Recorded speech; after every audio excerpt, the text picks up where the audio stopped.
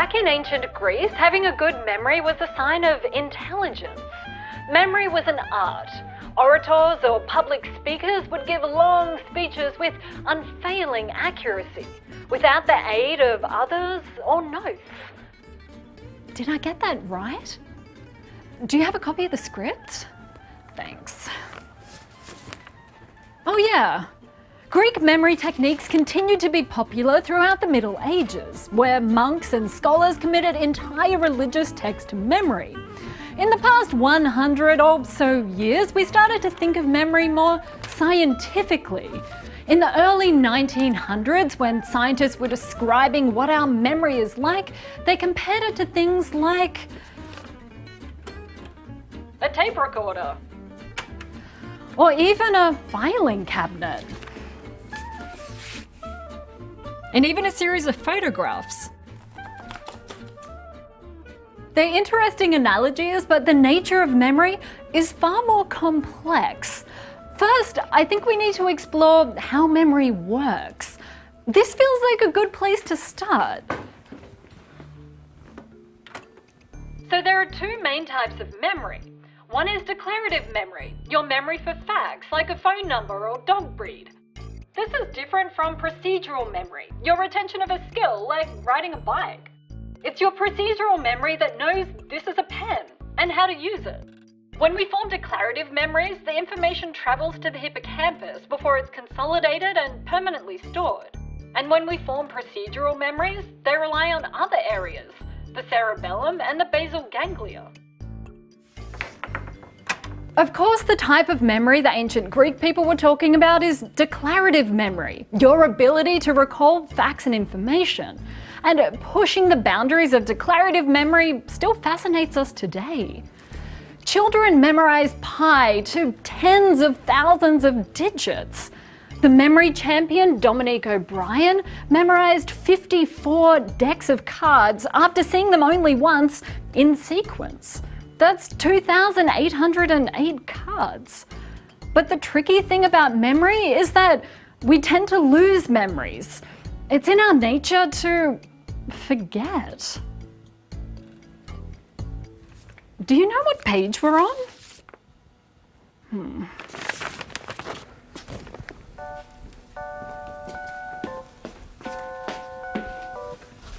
So, the neurologist Oliver Sacks once wrote, "We as human beings are landed with memory systems that have fallibilities, frailties and imperfections, but also great flexibility and creativity."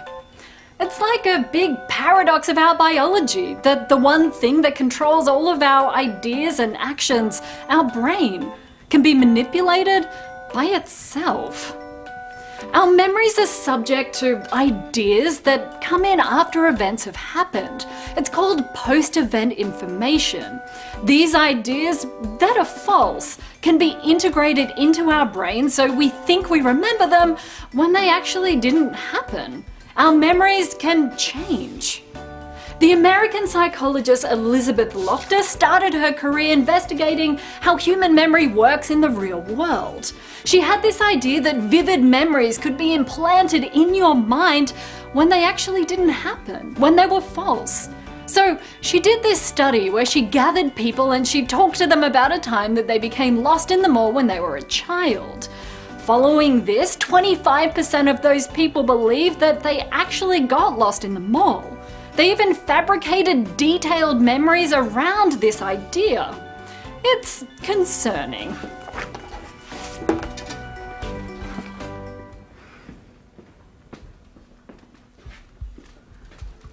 American psychologist Rosalind Cartwright once wrote, "Memory is never a precise duplicate of the original. It is a continuing act of creation." And one of the reasons why we can create new memories is because we kind of lose old ones. It's in our nature to forget. For a long time, psychological theories have been trying to make sense of why we lose our memories. Decay theory suggests that over time we can't retrieve memories because traces of them fade away, and eventually they disappear. Interference theory suggests that when we form a new memory that's pretty similar to an existing one, it interferes with our ability to recall that existing memory. Scientists have even found that walking through doorways causes us to forget things, like what we walked through that doorway to do.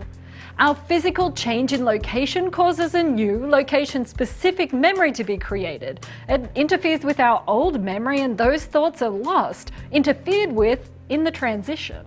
But there's an upside to forgetting. Our ability to lose information keeps our brains flexible so they can absorb new things. If we didn't forget, we'd recall all kinds of random information and I wouldn't be able to focus on you.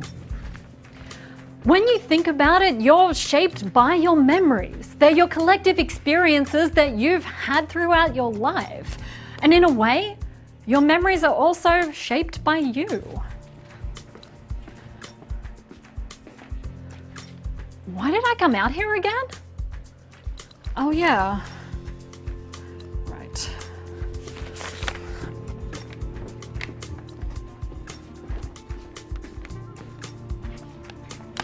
Man, this looks familiar. Could you hold this for a sec? This reminds me of something. Back in ancient Greece,